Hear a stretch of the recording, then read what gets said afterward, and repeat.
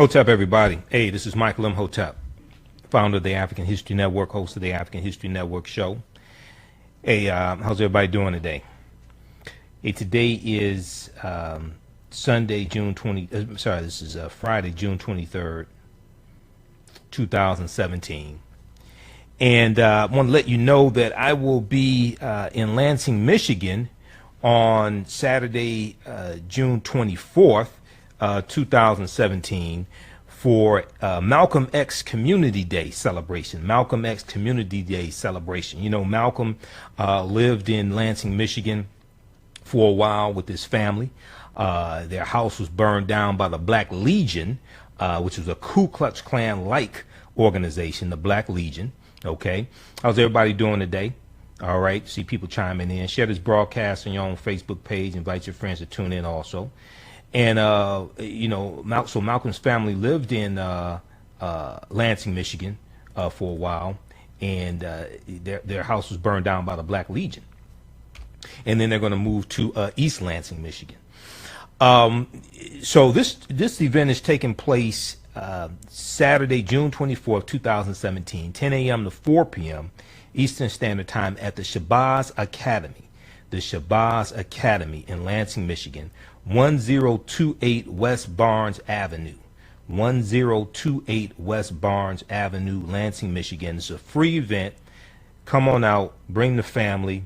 There'll be food, entertainment, children activities. There'll be vendors, speakers. I'm the keynote speaker, Michael Imhotep, founder of the African History Network. And I will be dealing with, I'll talk about Malcolm's life. I'll talk about some of the things Malcolm taught us. I'll deal with Malcolm on economic empowerment. I'll deal with Malcolm dealing with black nationalism, but also Malcolm X, his impact on conscious hip hop as well, and how a generation of African American youth, late 80s, early 90s, dealing with conscious hip hop, how they were influenced by Malcolm X also. Okay, these are some of the things that I'll deal with, and I'll deal with, you know, how also Malcolm X's transformation in prison, which is really critical, because the transformation that he went through in prison is a transformation that all of us can go through, and we don't have to go to prison to do this. And it was education that saved him. And he talked about how no one got more out of prison than he did. Okay. And it's going to be in prison that he joins the debate team. It's going to be in prison that he starts really studying history and studying philosophy and things like this. So we're going to deal with some different aspects of the life of Malcolm X also, and deal with how the words of Malcolm X and what he taught us, how is still relevant today as well. So I'll deal with Malcolm X 50 years later, Malcolm X more than 50 years later, why is he still relevant? Malcolm X more than 50 years later, why is he still relevant? And one aspect of Malcolm that people would, now the other thing we have to understand, you know, Malcolm X is one of my heroes, and you see the picture of Malcolm behind me, right? Muhammad Ali is another one of my heroes also. But we also have to understand that Malcolm wasn't perfect, and Malcolm, you know, made mistakes as well. And we have to understand that Malcolm's philosophy was evolving, steadily evolving. So first and foremost, we have to, if you look at statements that Malcolm made while he was with the Nation of Islam, you have to really understand those within context, and then realize how his philosophy changes once he goes to Mecca in April of 64. He goes on a 5-week tour of the so-called Middle East and Africa in April and May. It was a 5-week tour, April and May of 1964. Because when Malcolm officially separates from the Nation of Islam, March 8, 1964, he is free from the constraints of the doctrine and dogma of the Nation of Islam at that time.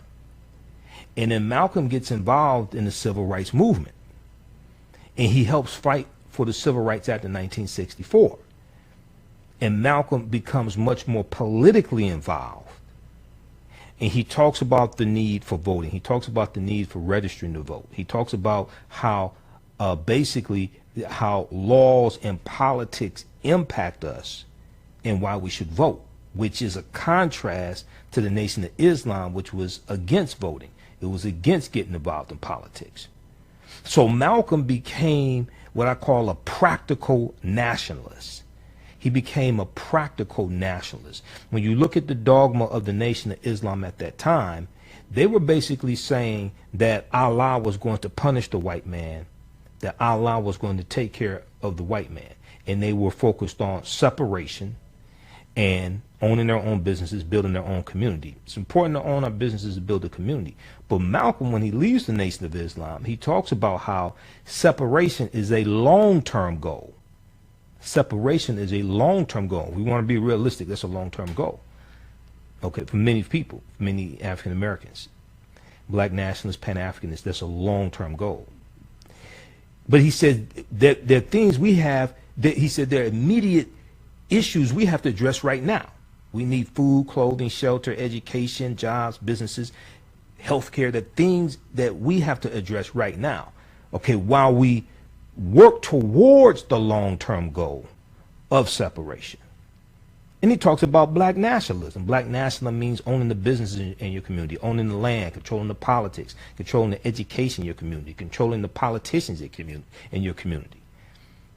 So a lot of times when people talk about Malcolm, it's prior to his separation from the Nation of Islam. And when you look at the statements he made, it has to be looked at within the context also of the dogma of the Nation of Islam and how Malcolm evolved when he leaves the Nation of Islam. And he has the freedom to evolve. Malcolm becomes a Pan-Africanist. The Nation of Islam at that time was not Pan-Africanist. They were a black nationalist organization. Nation of Islam was not talking about all African people around the world should be united and had an interconnected history and talked about and their past was intertwined, even though their oppressors may have been different, even though one oppressor may have been Portuguese, the other oppressor may have been French, the other oppressor may have been Dutch, the other oppressor may have been English. Okay, Malcolm was a Pan-Africanist, and if we go back to his childhood, Malcolm was a Garveyite. Okay, his father Earl Little was a minister, and he was a leader in the Marcus Garvey movement. So Malcolm grew up with black pride. Malcolm grew up going to hear his father speak on behalf of and preach about Garveyism and things like this. Okay. Then when we look at Elijah Poole, right? He was a member of the UNIA, Universal Negro Improvement Association. So we see Malcolm going through prison, starting to study, and he's studying history. He's learning even before, in 1947, his siblings tell him about Elijah Muhammad and the Nation of Islam, the lost found Nation of Islam. He's studying in prison before then. There was a older black male prisoner, John Elton Bembry, who told Malcolm to use his time in prison to educate himself. And he's starting to study even before he learns about Elijah Muhammad. Not to take anything away from that transformation, but we have to understand that Malcolm was sharpening his mind even before he learned about the Nation of Islam. So these are some of the things I'll talk about on Saturday, June 24th in Lansing, Michigan. So if you're anywhere in the Detroit area, come out to the Shabazz Academy, 1028 West Barnes Avenue. 1028 West Barnes Avenue, Lansing, Michigan. It's free and open to the public. Come on out. Malcolm X Community Day celebration. This is presented by Unity Project of Lansing. Unity Project of Lansing. Okay, we're going to put this flyer on our Facebook fan page. We have the information here. Yeah, we'll post it again. We have the information right here. And There'll be a panel discussion also. I'll be on the panel. I'm the keynote speaker for the event. They didn't get a chance to put my name or picture on the flyer here, but it's all good. And we'll pin this here. We'll post that right there. And then also there'll be a panel discussion as well that I will be on. So this is Saturday, June 24th, 2017, 10 a.m. to 4 p.m. Eastern Standard Time. Shabazz Academy, 1028 West Barnes Avenue in Lansing, Michigan. And Malcolm used to live in Lansing, Michigan. And Malcolm, when he talked about, when he's with the Nation of Islam, he talked about the state of Michigan. And he said that the Ku Klux Klan population in the state of Michigan was 5 times greater than the number of the in the Ku Klux Klan in Mississippi. The Ku Klux Klan population in the state of Michigan was 5 times greater than the Ku Klux Klan population in the state of Mississippi. And something Malcolm talked, because the Klan was rampant throughout the North also. We were dealing with our problems in the North. Now, personally, studying history, it wasn't in many ways it was not as bad as the South. In some ways it was worse, but in many ways it wasn't as bad as the South. But we were still dealing with problems in the North. Absolutely, dealing with problems in the North. Another thing that I'm going to try to talk about, if I have time, is Malcolm in the Ballad or the Bullet in the '64. Malcolm talked about the election in 1964, presidential election. And Malcolm talked about the Democrats, right? So a lot of people listened to what Malcolm said about the Democrats in '64 and how the Democrats were not doing anything for civil rights. Now, this is after Kennedy's assassinated, but even when Kennedy was in office, Kennedy, June 11th, 1963, Kennedy does that famous broadcast, television broadcast, calling for a need for civil rights legislation, things like this. This was the day before Medgar Evers was assassinated. Medgar Evers was assassinated about 4 hours after that broadcast took place. June 12, 1963, Medgar Evers was assassinated.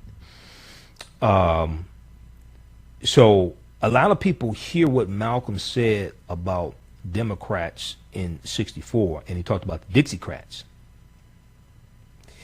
and they don't understand the history that took place after that.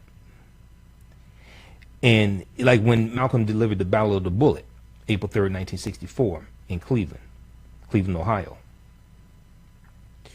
Well, the Civil Rights Act of '64 wasn't signed until July of '64. It wasn't signed until after that. The Voting Rights Act of '65 wasn't signed until after Malcolm was assassinated.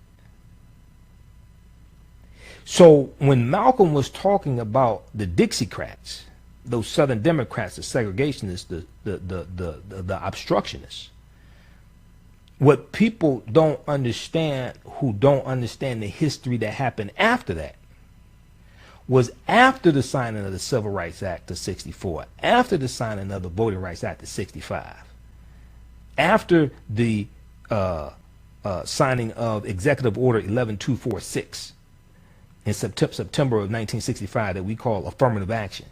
After that sign, those Southern Dixiecrats, those obstructionists, they leave the Democratic Party and they go to the Republican Party. They leave the Democratic Party and go to the Republican Party, and that's where they are today. This is why the voter ID laws and the voter suppression are coming from the Republican Party. Because President Lyndon Johnson, who was a Southern segregationist, but he was somebody who could be pushed into the right direction. And this is something that we have to understand when we're looking at people to elect, because a lot of times we try to find the perfect candidate. You ain't even married to the perfect person. How the hell are you gonna find the perfect candidate? Think about that. We're not even married to the perfect person, but we're trying to find the perfect candidate. But see, a lot of times you have to find a candidate who's not going to promise you everything you want up front, but somebody who you can push in the right direction to get what you need down the line. President Johnson was that president. He was a Southern segregationist, but he was thrust into greatness. The civil rights movement, the Big Six, Dr. King, Ralph Abernathy, Roy Wilkins, all of them, these organizations were able to push Johnson in the right direction to sign the Civil Rights Act of 64, to sign the Voting Rights Act of 65. He's going to sign the Fair Housing Act of 1968. Okay? He signs, is Johnson, he signs Executive Order 11246, civil affirmative action. So this was somebody who could be pushed into the right direction to do the right thing. So you have to, we have to be politically astute enough to realize that it may not be somebody who's going to promise you everything you want up front, but it has to be somebody who you can push in the right direction. If it's a dumbass like Donald Trump, you can't push him in the right direction. So we have to be politically astute enough to understand this, because many of us are not. Many of us can't think that far. So these are some of the things we're going to deal with tomorrow, and it's important to understand history. You know, President Lyndon Johnson said when he signed the Civil Rights Act of 64, and especially the Voting Rights Act of 65 totally changed the South. But he said when he signed those legislations, he said he knew he lost the South for a generation. He knew he lost the South for a generation, because he said that he couldn't go. He told Dr. King and the rest of them, he said, when they wanted the Voting Rights Act in 65, he said, I cannot go back to the Congress and ask them to sign this legislation, because I just went to them in 64 to get them to sign the Civil Rights Act. I can't go back to them to get them to sign the Voting Rights Act. The Voting Rights Act totally changed the South. It changed the life of those white segregationists in the South. And Strom Thurmond, who we hear about, right? Strom Thurmond, who ran for president in 1948 as a Dixiecrat. Those Southern Democratic segregationists. He leaves the Democratic Party because of the Civil Rights Act of 64. He leaves the Democratic Party and goes to the Republican Party, and he died a Republican. So one of the problems with keep trying to quote people from 50 years ago and not understanding the context historically of which they were talking about, and then not understanding the subsequent 50 years of history and what happened, and not being able to critically analyze and see a perceived threat coming at you right now, quoting somebody from 50 years ago and don't clearly understand the context of what they were talking about back then. That's problematic. That's as bad as Christians quoting Bible verses from 2,000 years ago, don't understand the context of which they were, of which the verse applied to back then, and misapplied today. So it's not enough just to understand politics. We have to understand history as well, because politics is in history. History is nothing more than events that take than actions that take place, influenced by people's psychology, and your thoughts create feelings, your feelings create actions and behaviors, your actions and behaviors create results, and then you have a timestamp on it, and then certain events, certain historical events lead to laws being written, statutes, ordinances, amendments, and treaties. Okay, and when we look at politics, two main ways to understand politics. Number one, the legal distribution of scarce wealth, power, and resources. The legal distribution of scarce wealth, power, and resources. Number two, the writing of laws, statutes, ordinances, amendments, treaties, their adoption, interpretation, and enforcement. The adoption of laws, statutes, ordinances, amendments, and treaties, their adoption, interpretation, and enforcement. Okay, two main ways to understand politics. All right. Unfortunately, many of our people don't understand any of that. And if you look at what's happening right now with the U.S. Senate and this horrific healthcare legislation that they revealed the draft of yesterday, and they're going to vote on this on Thursday, next Thursday, it's going to basically destroy Medicaid. You know how many African Americans are on Medicaid? But what's interesting is that the ones who told you don't vote for president, don't vote for Hillary Clinton, vote for Jill Stein, stay home, not voting is a vote, all this stuff. They didn't say, wait a second, Paul Ryan wants to gut Medicaid because he wants to privatize Medicaid. They didn't say, wait a second, the only reason why Republicans were not able to repeal and replace Obamacare when President Obama was in office is he kept vetoing the repeal. Because once it passes the House and the Senate, then it has to go to the president's desk to be signed into law. Go back and watch Schoolhouse Rock. I'm a bill on Capitol Hill. They didn't say that. Now, Trump is crazy enough to sign that nonsense into law. So you're going to have millions of people, if this bill passed from the Senate, now you have 5 U.S. senators right now saying that they're not going to sign it. Hopefully it won't pass. But it's going to be something horrific, because if it doesn't pass the Senate, then it goes back to the House to be revised. The House will make some modifications. It'll go back to the Senate. The Senate agrees. It goes to Trump's desk if he's still in office. So elections have consequences. And if you look at right now, and I talked about this on Steve Hood's show either last week or I think last week, this past Thursday, last Thursday.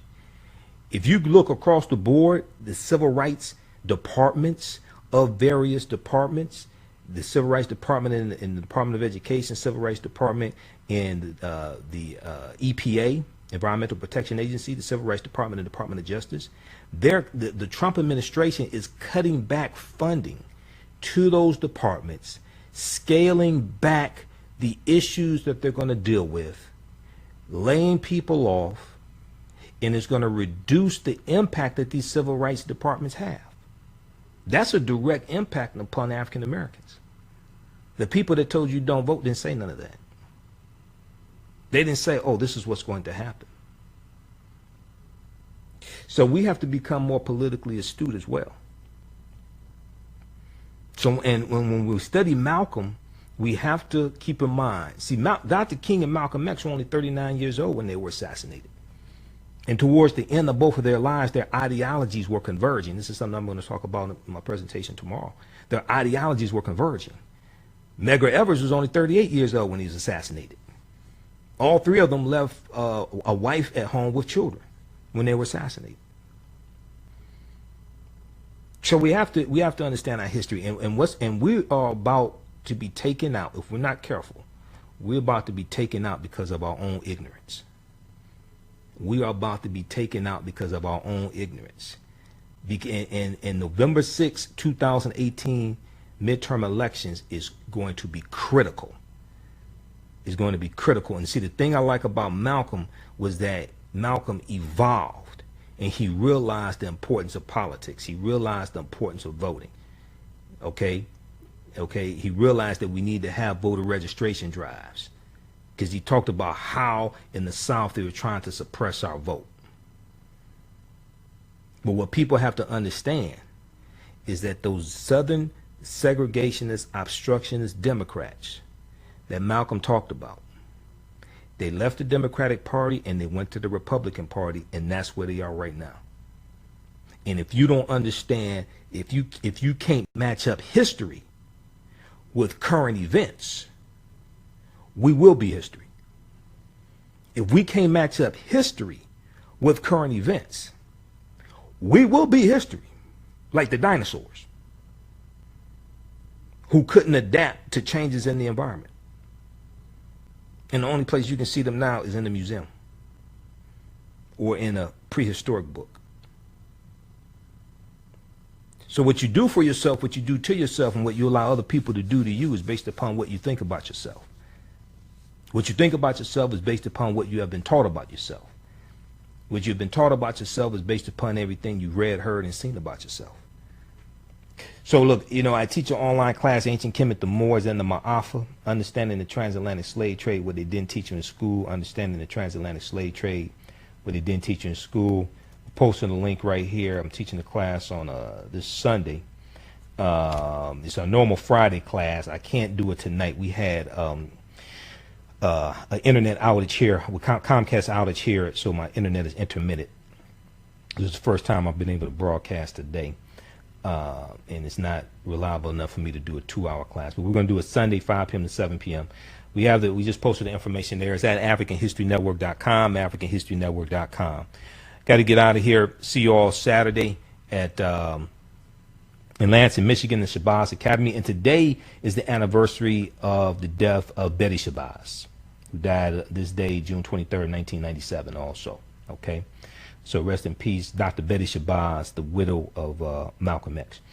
Hey, remember, at the African History Network, we focus on educating, empowering, and inspiring people of African descent throughout the diaspora and around the world, because right knowledge corrects wrong behavior. It's not over till we win. We'll talk to you next time. Peace.